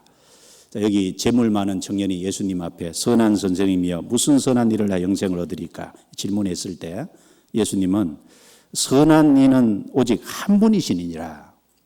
예수님이 선하지 않다 그 말이 아니죠. 이 사람은 예수님을 선한 선생 정도로 알고 있는 거예요. 그러니까 예수님은 하나님이 선하다는 걸 알아야 이 사람이 참으로 자기 죄인됨도 알잖아요. 그래서 어찌하여 선한 것을 내게 묻느냐? 선한 이는 오직 하나님 한 분이시니라. 하나님과 이 사람의 연결이 되도록, 이 사람이 하나님 앞에 설 수 있도록 이렇게 말씀을 제시하셨습니다. 우리가 전도할 때 지혜로운 것은 사람들을 하나님과 씨름하도록, 사람들을 말씀과 씨름하도록 하는 것이 지혜로울 겁니다. 전도하다 보면요, 혹 이런 경우가 있어요. 상담하는데 그걸 상담하다가 막 대드는 경우가 있거든요. 근데 이제 가만히 보면은 물론 상대방이 그런 경우도 있지만 제가 실수할 때도 있어요. 이 말을 좀 지혜롭게 해서 이 불신자가 성경과 씨름하도록, 하나님과 씨름하도록 느낌을 줬다면 참 좋을 것 같은데, 내가 어떤 것을 지적하는 것처럼 했을 때 그 사람이 나하고 싸우려는 거예요. 그런 경우 있잖아요. 그래서 이제 이게 좀 지혜가 없었구나 하고 다음에 또 바꾸고 그러는데요. 그래서 좀 돌아보는 것이 필요하잖아요. 우리가 전도할 때 어떤 경우는 하나님 말씀을 그대로 읽어주는 게 필요합니다. 그러면 그 말씀이 그 사람 속에 역사하도록, 그 말씀과 그 사람이 씨름하도록, 하나님 앞에 그 사람이 세워지도록 이렇게 좀 전도하는 것이 필요하다고 생각이 됩니다. 다투더라도 하나님과 다투고 성경과 다투면 그 사람이 결국 굴복이 될 수 있잖아요. 그런데 전도하는 사람과 다투면, 내가 다른 사람을 인도하려는데 나하고 다투면요, 그 사람이 영영 끊어지거든요. 그래서 기록하였으되, 예수님도 기록하였으되, 또 성경이 무엇을 말하느냐, 사도들도 성경 가지고 말씀 가지고 항상 말씀 앞에 사람들이 설 수 있도록 지혜롭게 했다는 겁니다. 그리고 다섯 번째는 적절한 질문과 대답을 사용하셨습니다. 적절한 질문과 대답. 예수님께서 때에 맞게 적절한 질문과 대답을 하심으로 사람들의 상태를 드러내시고 반응하도록. 예수님은 마태복음 16장에 보면 사람들이 자기를 어떻게 생각하는지 제자들에게 물으셨어요. 사람들이 인자를 누구라 하느냐 질문하셨습니다. 예, 더러는 엘리야, 더러는 세례요한, 더러는 구약의 선지자 중에 하나라고 합니다. 너희는 나를 누구라고 생각하느냐? 그렇게 적절한 질문을 던지심으로써 이 제자들의 마음속에 예수님을 누구라고 생각하는지, 예수님이 누군지를 또다시 한번 일깨워 보도록 베드로가 대답했죠. 주는 그리스도시요 살아계신 하나님의 아들이니이다. 이 가이사에게 세를 바치는 것이 옳으니까 라고 했을 때 이 가이사의 화상이 새겨진 동전을 보이면서 네 화상이냐? 가이사의 것이니이다. 가이사의 것은 가이사에게, 하나님의 것은 하나님께 바치라. 이 가이사의 화상이 이건 이제 가이사의 것이니까 이제 세금을 바치고, 그리고 하나님의 것은 성전에 드린 돈이 따로 있거든요.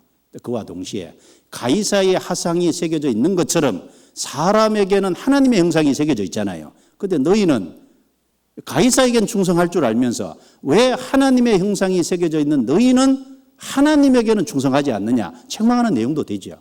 그들에게 깊이 생각해 볼 수 있도록 그들을 책망한 내용도 될 겁니다. 적절한 질문과 대답, 이런 것은 사람들에게 그 자기의 어떤 생각해 볼 수 있도록 그들의 영적인 상태를 또 드러내도록 하는 것이 필요해요. 예를 들면 이 불신자를 전도할 때 하나님 계시다고 생각하세요? 안 계시다고 생각하세요? 그러면요, 대답 한마디만 하면 끝나거든요. 예, 아니요. 그렇게 하지 말고 하나님을 어떻게 생각하세요? 이렇게 물으면 대답을 길게 해야 되잖아요. 대답을 길게 하도록 만들어서 그 사람 마음에 뭐가 있는지 좀 드러나도록. 영혼에 대해서 어떻게 생각하세요? 뭐 이렇게 물으면 영혼이 있어요, 없어요? 그러면 있어요. 그럼 끝이죠. 영혼에 대해서 어떻게 생각하세요? 뭐 이렇게 적절한 좀 길게 대답할 수 있는 질문들을 던지면 그 사람 마음을 좀 드러낼 수 있다고 생각합니다. 대답할 경우에요. 대답 안 하는 사람도 있죠.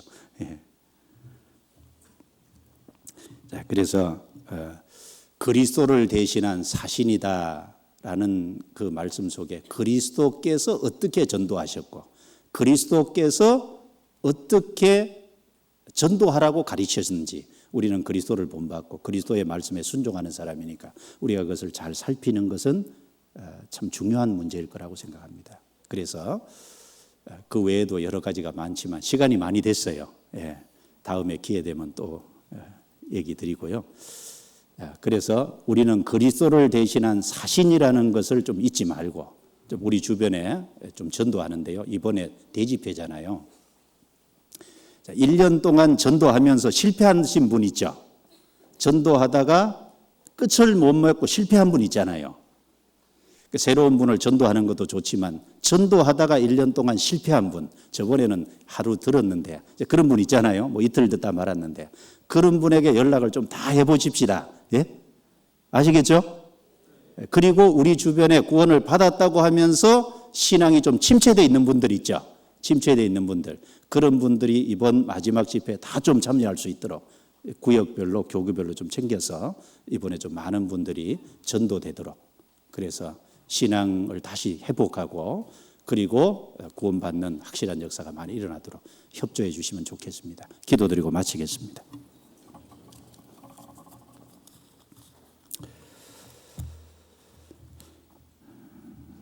자비로우신 하나님 감사합니다.